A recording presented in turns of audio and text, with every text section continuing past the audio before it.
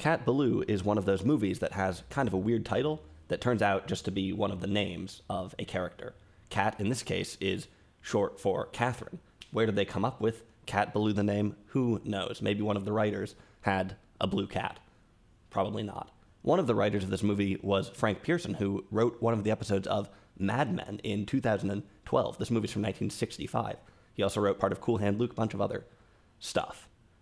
I was preparing to file Cat Ballou away as a mainstream oddity. I guess, became aware of this movie because it's involved in a lot of questions in Trivial Pursuit Silver Screen Edition, which those cards are from the early 80s and have a lot of questions about classic Hollywood, gives you a very particular view of what was popular at the time. And man, there's a lot of questions about Wolf City, Wyoming. Wolf City, Wyoming, the setting for Cat Ballou.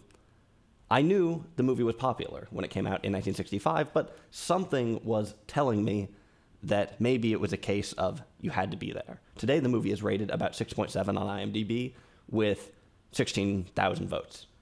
I will concede that it's an odd movie. It's kind of a weird one. But on this channel, that's a good thing. And it turns out that I'm a huge fan of this goofy and mildly subversive Western. From the very start of Cat Ballou, you can tell that the movie has a spark. It opens with a special version of the Columbia logo. When a movie when they've got a special version of a logo, you know it's either going to be a great movie or maybe they were compensating a little bit. Here, the torch lady morphs into a cowgirl. From the logo, we jump straight into a musical number sung by Stubby Kaye, no relation to Danny Kaye, and by Nat King Cole, who died before the movie was released.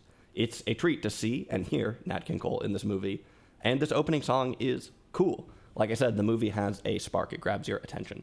Now, it's clear that we're on an Old West set here, and all the extras look pretty clean. This is the first of a handful of musical interludes. Even though there is this singing in the movie, throughout the movie, I wouldn't really call Cat Ballou a musical. That said, it does look like a musical. It kind of feels like a musical in terms of the colors and the costuming and some parts of the tone. It's not going to take long to realize, though, that the tone of Cat Ballou isn't exactly straightforward. In fact, I think the film's most distinctive feature is its sort of quirky tone. We start out with this kind of fun song, but only a few lines into it, we learn that it's a hanging day in Wolf City, Wyoming. We see the gallows, and it isn't exactly dark, but it's a hint. It's a little shift. It's a hint that this isn't exactly a movie for kids. For the most part, Cat Ballou is a comedy.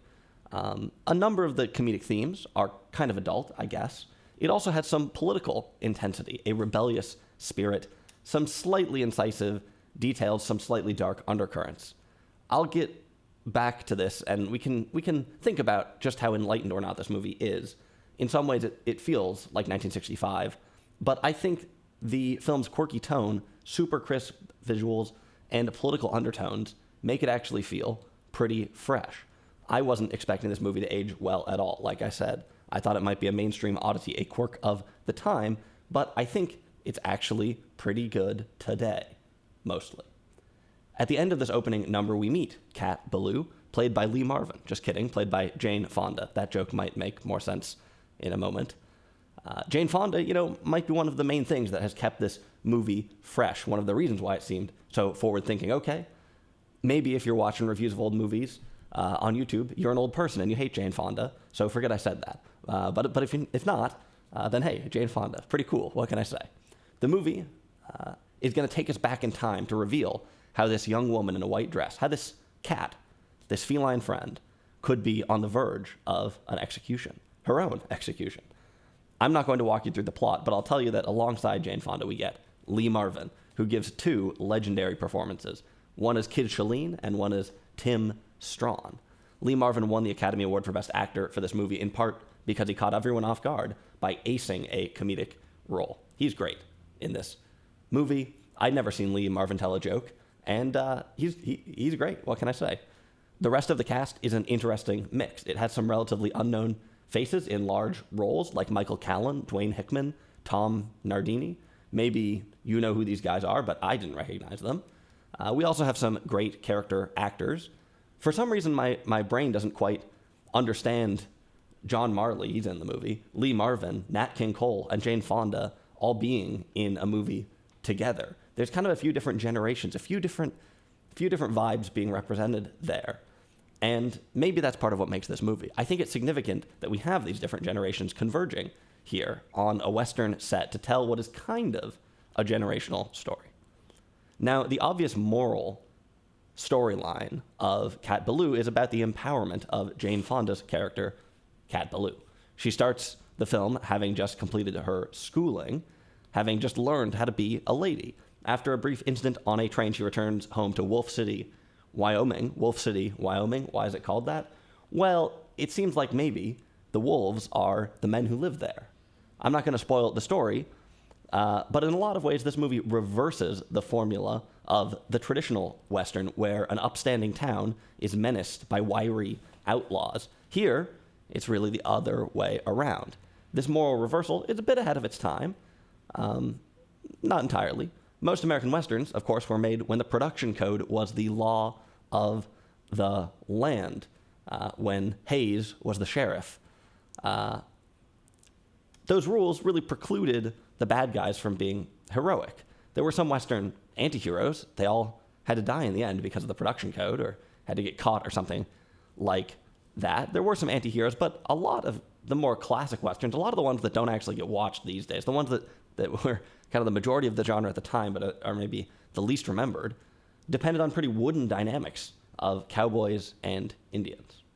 Bonnie and Clyde is a movie that comes to mind not for being like that, but for doing the opposite. It was one of the movies, I think, that really flipped this dynamic on its head and that helped rewrite how violence and morality could fit together. That's a violent movie with some likable bad guys that came out in 1967. And in some ways, I think that Cat Ballou, this movie, kind of anticipates it.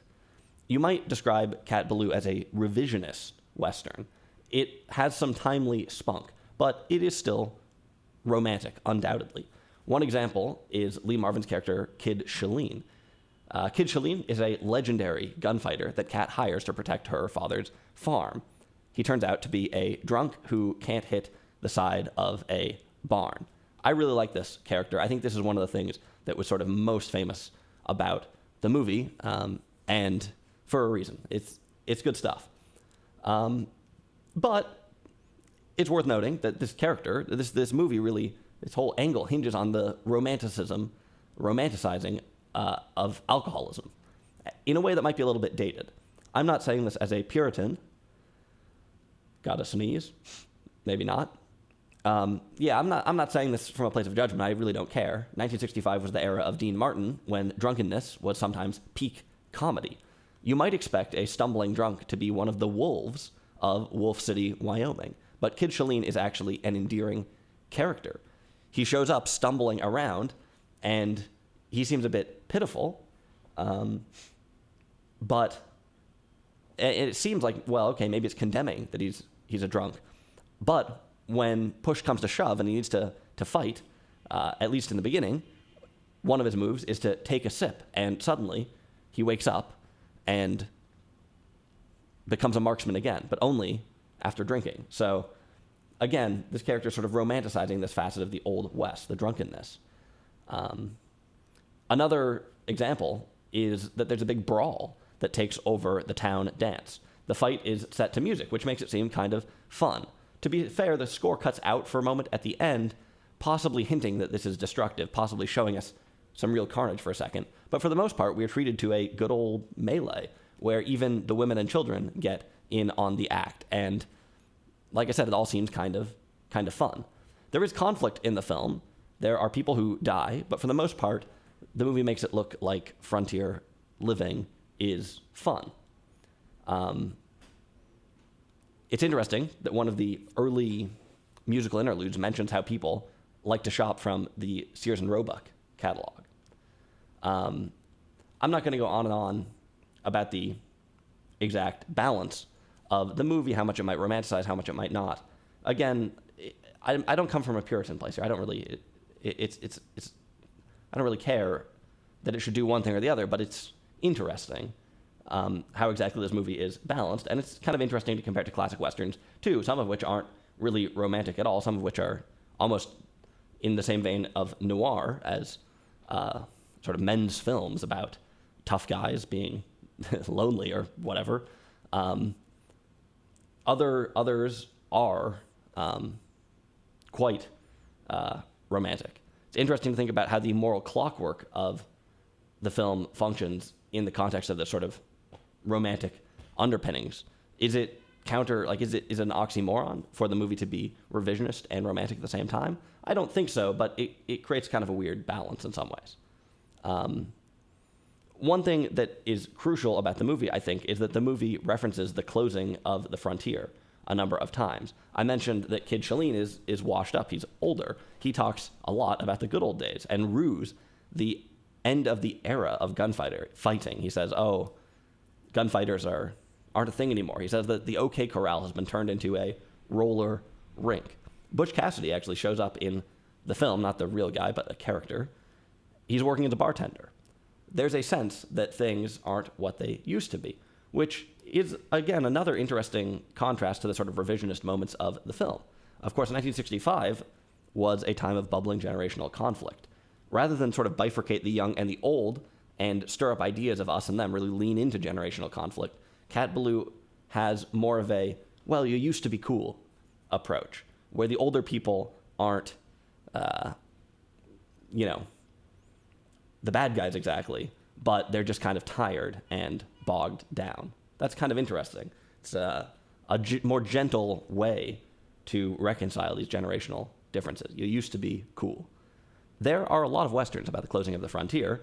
In some ways, the story of the West is the story of the closing of the frontier. It only got smaller, I guess. Well, maybe not. Maybe in the beginning it got bigger. I don't know.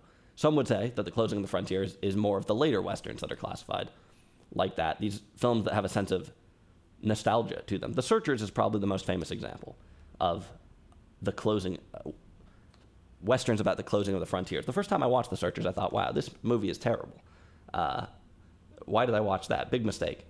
I had to watch it again for school. Actually, in high school, I took a film studies course in high school that was not that great, and we watched The Searchers as one of the movies. This was the second time I'd seen it, and I thought, wow, this movie, not only is it terrible, it's like extremely racist. Then when I got to college and took American Narrative Cinema class as a freshman, we watched The Searchers. And the third time that I saw The Searchers, and I saw John Wayne clench his elbow in that particular way at the end, I thought, dang, this movie's great. This is really cool. Maybe the ultimate closing of the frontier movie. Anyway, like I said, a lot of Westerns come with some sense of nostalgia. Nostalgia for what? Tradition, I guess, a time when men were men. It's a little bit complex, and it is, to be fair, fraught. It's nostalgia for a violent past, for a dark past in some ways. Like I said, maybe not too different from the way that some noir films are built.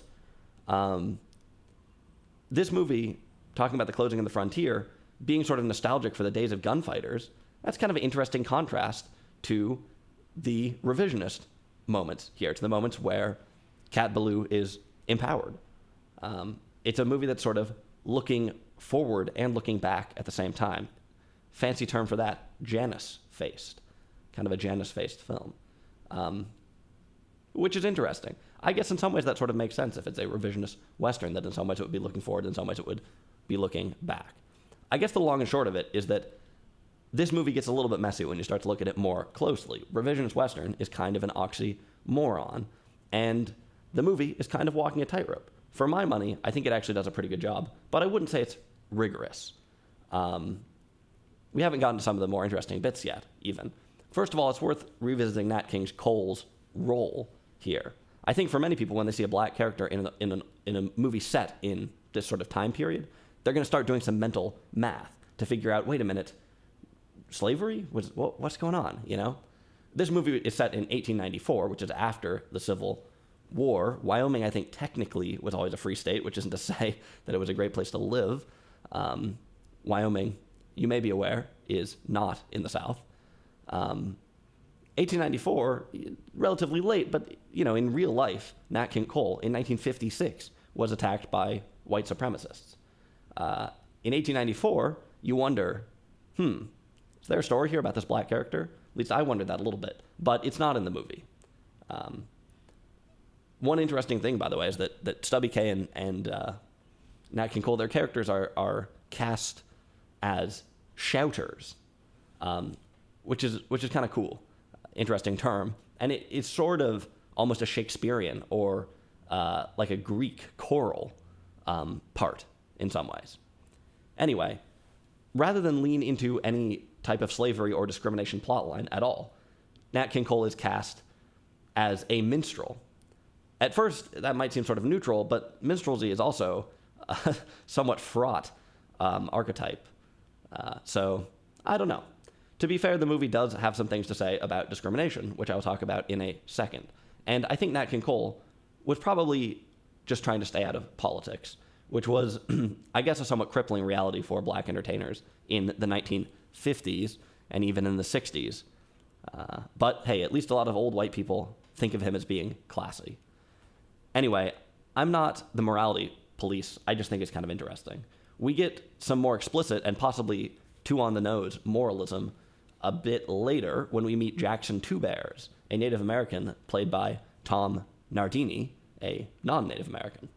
In a lot of ways, this is a huge reversal from the traditional Western, where the Indians are categorically the bad guys.